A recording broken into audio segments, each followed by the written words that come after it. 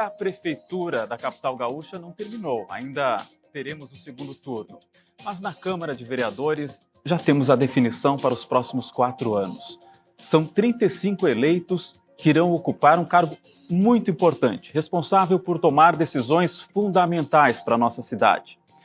É uma cadeira a menos que a atual legislatura em razão da diminuição da população aqui da capital. A renovação foi de 40%, um índice semelhante ao da última eleição.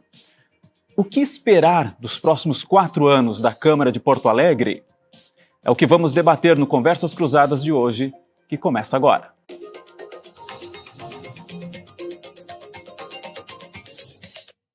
A gente está com a bancada cheia aqui hoje no Conversas Cruzadas. A gente convidou para o programa de hoje os mais votados das maiores bancadas aqui da Câmara de Porto Alegre para a próxima legislatura. Vou começar apresentando aqui o vereador Gessé Sangalli, do PL, o vereador mais votado da capital. Vou começar com o vereador mais votado, Gessé Sangalli.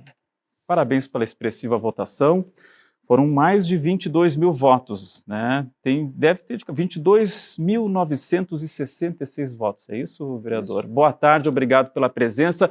Um minutinho assim para arrancada para cada um, depois a gente vai cruzar aqui as conversas, mas já dando as boas-vindas, quero que o senhor nos diga aí a sua prioridade para esse segundo mandato à frente da Câmara de Vereadores. Bom, acho que é de todos os vereadores a questão da revisão do plano diretor, que vai ser a coisa mais importante que a gente vai tratar, já está atrasada, não pôde ser feito durante o governo Marquesê por causa da questão da pandemia, depois durante o governo Melo não teve um problema, acho que judicial, que questionou algumas etapas do processo, e agora o Melo recentemente não quis submeter para a Câmara porque estava entrando no período eleitoral e poderia ideologizar uma discussão que era para ser majoritariamente técnica. E também, obviamente, como os vereadores são agentes políticos, também tem que ter aquela questão da escuta da sociedade, mas não poderia contaminar a discussão com o período eleitoral. Então, ele decidiu aguardar para que o próximo prefeito pudesse fazer essa apresentação, se for ele, se não, aquele que ganhar a eleição agora no final de outubro. Então, acho que esse é o principal ponto que a gente tem que discutir em 2025, que vai ter reflexos pelas próximas décadas, porque embora normalmente o plano diretor tem uma validade de 10 anos, ele acaba tendo reflexos, porque as construções que foram feitas nesse período vão ficar por muito tempo na nossa cidade. Vereador Gessé, o senhor comentou ali, quando falou da sua prioridade, do plano diretor, que acabou não sendo discutido, ideologizar a discussão. Há muito disso também na Câmara de Vereadores. Muitas discussões que vão para o lado da ideologia e até às vezes fogem um pouco da questão objetiva da cidade. Sim. O senhor tem discursos muito fortes, falando muito da questão da direita, da esquerda, mas também, ao mesmo tempo, fala muito das questões da cidade. Como é que vê esse equilíbrio, vereador? Isso é uma característica pessoal minha, de andar na cidade com aquela minha rodinha, com a placa nas costas, então eu estou conectado com as coisas que estão acontecendo. Eu chamo aquilo de meu gabinete móvel, porque todos nós nos deslocamos, alguns têm os veículos próprios para atender a comunidade. Eu tenho aquele, é o meu transporte diário, mas ao mesmo tempo acaba sendo um gabinete móvel. Então isso me conecta com a realidade da cidade. E embora seja tentador falar sobre problemas nacionais, porque gera muita visualização, like, curtida, compartilhamento, eu tento fazer um equilíbrio tendendo às pautas reais da cidade, do dia a dia da cidade. Então, não é que tenha um cálculo, mas eu procuro falar sobre coisas do dia a dia e, eventualmente, quando tem algo muito chamativo, é que eu tento tratar de temas nacionais. Até falam, tem algumas pessoas que comentam que nós temos em Porto Alegre vereadores federais, né? Isso. Porque falam de pautas federais e às vezes mais de federal do que do município. É. E eu tento ser a pessoa que conecta-se com a realidade, mas não tem como ser uma pessoa de direita e que defende valores e ideias e não tratar de pautas que também afetam Porto Alegre. Porque também não dá para ignorar que uma pauta nacional também vai afetar a capital do Rio Grande do Sul. Ainda mais nós passamos recentemente pela questão da enchente, que precisa do governo federal mandar recurso, mandar pessoal, demorou para entrar com a ajuda do governo federal, até agora não se entregou as casas que deveriam ter sido entregues pelo governo federal. Então é natural que, especialmente numa capital, a gente se conecte com o tema que está envolvendo o Brasil. E eu tenho uma experiência de ter sido vereador em Viamão, E lá era praticamente alienígena assunto nacional, porque lá tem, né, metade das ruas tem a questão de não ter calçamento ainda, não ter asfaltamento, e daí falar sobre ideologia numa cidade que ainda falta muita infraestrutura, ela ainda é menor. Como Porto Alegre, e eu lembro que em Viamão, se a gente fosse para Brasília, era um crime, era um escândalo, meu Deus, o cara foi para Brasília, vai fazer o que lá? Em Porto Alegre é natural, normal, tem que fazer uma reunião com um deputado federal, pedir alguma coisa perante algum ministério, aprova ali a licença e vai fazer a representação, é algo mais natural. Então, não tem também como ignorar que a capital demanda também falar sobre coisas que impactam Porto Alegre por reflexo do que vem lá de cima. O vereador Gessé, para a questão da moradia que a vereadora Karen levantou, na sua avaliação, não seria necessário mais construir novas casas, apenas ocupar as que já existem e estão desocupadas? Sim, existe uma contradição da esquerda com relação a isso, que é o que permite o barateamento de qualquer coisa do universo, desde carro, casa, avião, navio, barco, bicicleta, patinete, é a produção. O que é escasso é caro. O que é abundante é barato. É óbvio que os argumentos que eles usam é assim, mas se aumentar a altura, o adensamento do centro de Porto Alegre, não vai reduzir o preço das casas, vai só ficar mais caro. Sim, mas daí tu olha como resposta para uma questão de longo prazo, um recorte de um dia, um mês, um ano. É óbvio que não é assim. Todos os imóveis, todos os bens, eles acabam no longo prazo tendo uma curva de valor e no longo prazo vão diminuindo. E a abundância daquilo, a oferta daquilo, o estoque daquilo que tem à venda, reduz o preço à medida que aumenta o estoque. O que acontece? Eles fazem um plano diretor completamente restritivo que impediu o adensamento nas regiões já consolidadas. Mas as pessoas não deixam de viver, não deixam de existir. O que acontece? As pessoas, por conta do plano diretor que impede o adensamento, são obrigadas a buscar cada vez mais a periferia da cidade e desmatar as áreas verdes. Então, o argumento de, temos que proteger o meio ambiente, por isso que não podemos fazer um plano diretor que seja adensado, é contraditório, porque cidades mais adensadas tendem a ser mais verdes. E o argumento que eles usam para dizer que não pode mexer é contrário àquilo que acontece. E daí, como nós vemos como o argumento que eles usam para tentar resolver o problema que foi provocado pela falta de um plano diretor decente, é falar, então vamos fazer o seguinte, vamos fazer um confisco democrático. Vamos pegar as casas que as pessoas pagaram, construíram e mantêm, porque eles acham que alguns não estão ocupados. Vamos lá e vamos roubar essa casa e vamos colocar uma casa, dar essa casa para alguém que está sem casa. Mas por que não compra? Por que não permite que seja fabricado mais casas de modo a permitir aumentar a abundância desses imóveis para que as pessoas possam reduzir o custo? Dá para ver agora o que aconteceu agora aqui com a questão do aeroporto. Quando o aeroporto foi fechado, foi deslocado as nossas operações para a base aérea, o que aconteceu com o preço? Aumentou, porque tinham a mesma demanda pelo serviço e menos abundância de produto. É a mesma coisa. É o crime perfeito. Eles proíbem porque usam argumentos que não fazem sentido. E depois as consequências daquilo que foi proibido aumenta o preço e diminui a acessibilidade da população ao serviço. Daí a culpa é da direita ou de quem quer o desenvolvimento da cidade porque não tem casa para pobre. Na verdade, o que eles defendem é contraditório e no longo prazo aumenta o custo. Daí quando o preço está muito caro para conseguir comprar, a culpa é de quem não está do lado deles. Não faz sentido. Deixa eu só dar uma réplica rapidinho para a vereadora Karen. Se o Gessé achar necessário também tem uma tréplica rapidinho só para a gente fechar essa discussão que se travou aqui sobre o que o vereador falou. A senhora quer rebater algo? Ele não respondeu a questão. Não precisaria construir nem adensar mais nada em âmbito de moradia e imóveis disponíveis para o município. O que a gente precisa é ter uma política pública que direcione esses imóveis. E aí eu trago agora o debate da compra assistida, que foi uma política do governo federal, em conjunto com o governo estadual e o município, para facilitar a compra de imóveis de até R$200 mil para as pessoas que estão sendo impactadas pela enchente. Não tomar o imóvel de quem tem Não, e outra, os principais donos dos imóveis vazios, 15% dos imóveis do centro estão abandonados.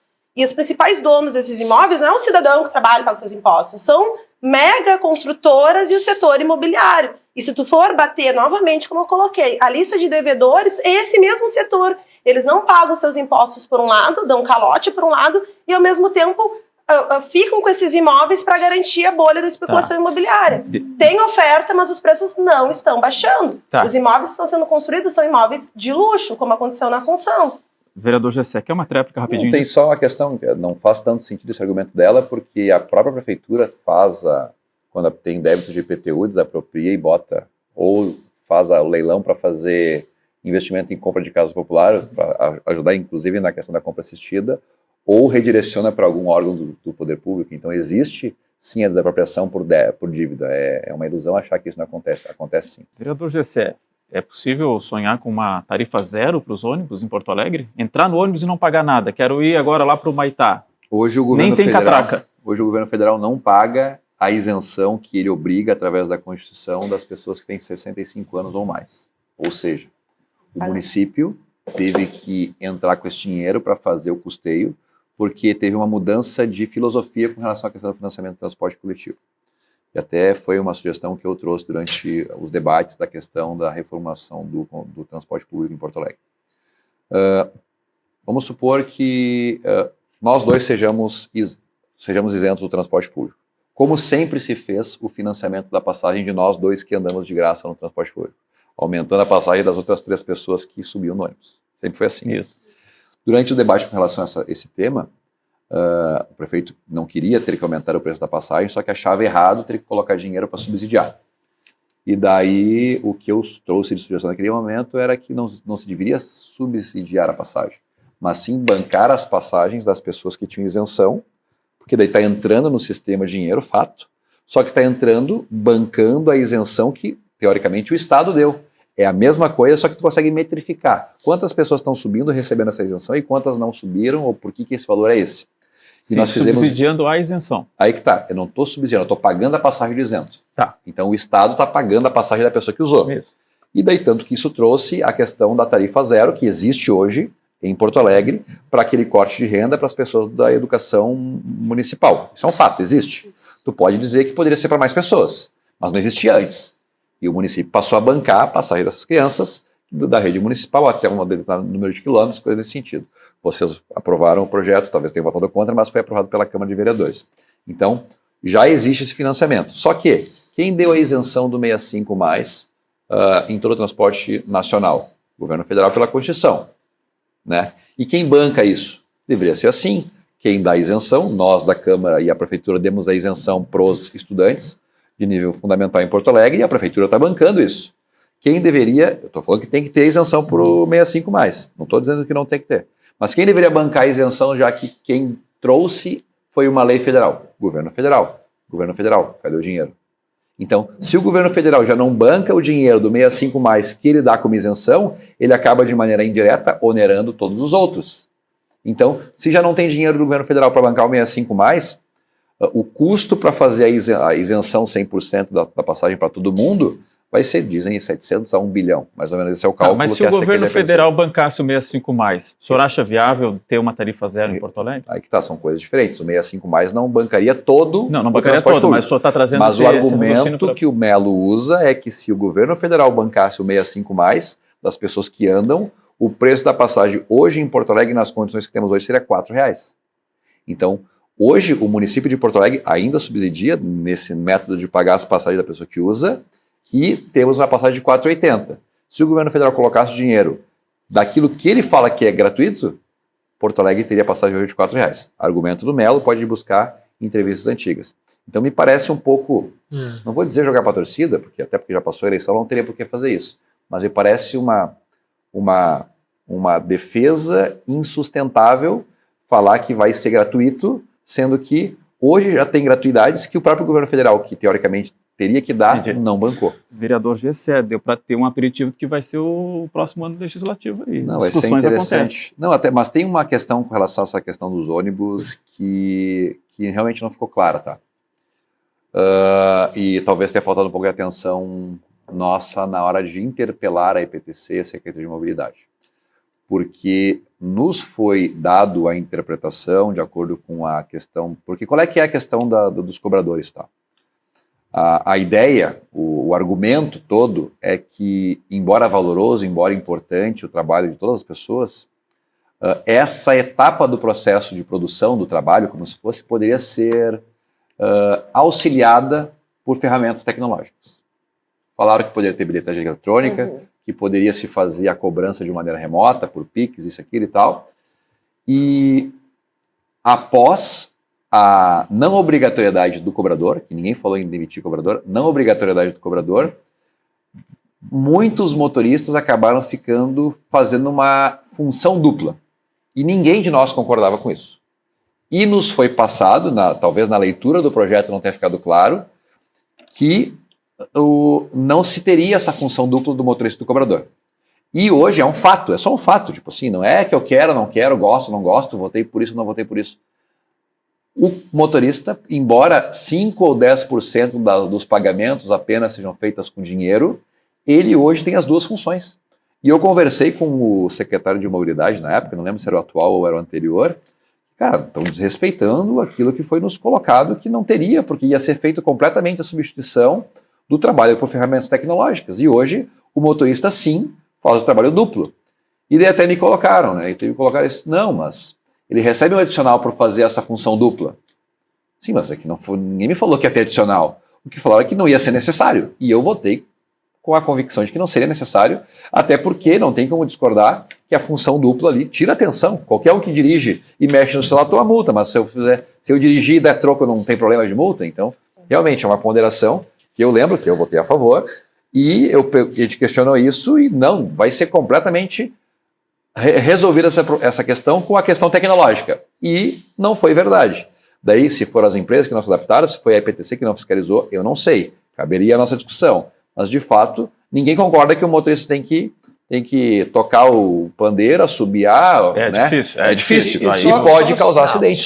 Vereador Gessé, onde que o seu trabalho pode encontrar as questões de prevenção à enchente?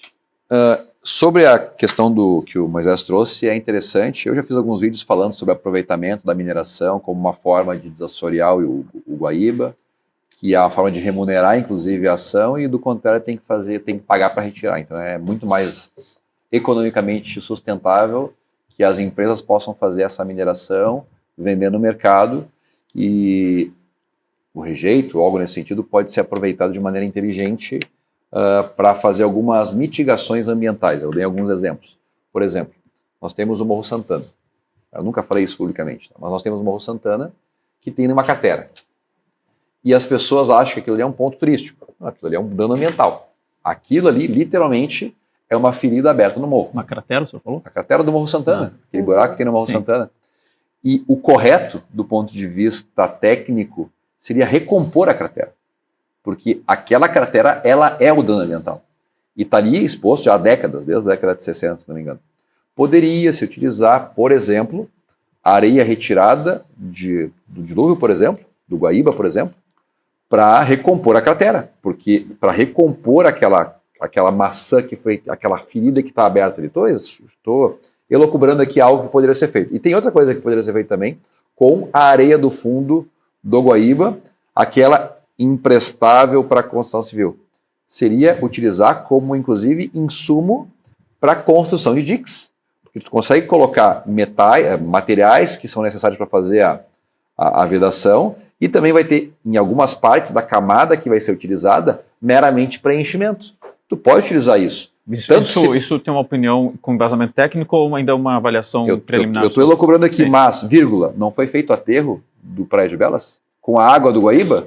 Por que no passado podia fazer o aterro do Praia de Belas com a água do Guaíba e agora tu não pode fazer a utilização disso para outras utilidades e também ajudar na construção dos diques, aumentar a altura dos diques? É possível, é óbvio que sim, e acredito que quando vier o projeto do vereador Moisés à votação, algo nesse sentido, eu vou pedir para os técnicos e engenheiros que eu tenho acesso colocar isso como uma sugestão e depois de avaliada, colocar em votação como uma alternativa para aproveitar essa areia que está lá, que tem que ser utilizada de alguma forma e melhor que ser utilizada de maneira inteligente. Bom, obrigado pela oportunidade. Eu acompanhava muito o programa quando eu tinha lá, 10, 15 anos atrás. Eu assistia todos os dias, era da TV Com, né, que era co-irmã aqui. E parabéns por terem voltado. Queria agradecer as pessoas que confiaram em mim nessa votação expressiva. Vou me esforçar muito para orgulhar vocês pelos próximos anos. Quero continuar trabalhando pelas pautas que eu fiz ao longo dos últimos 4 anos, liberdade econômica, valores, mobilidade e defesa dos princípios que as pessoas que são de direita de verdade acreditam e confiaram a mim. Então, Contem comigo pelos próximos anos e espero continuar sempre honrando e orgulhando vocês.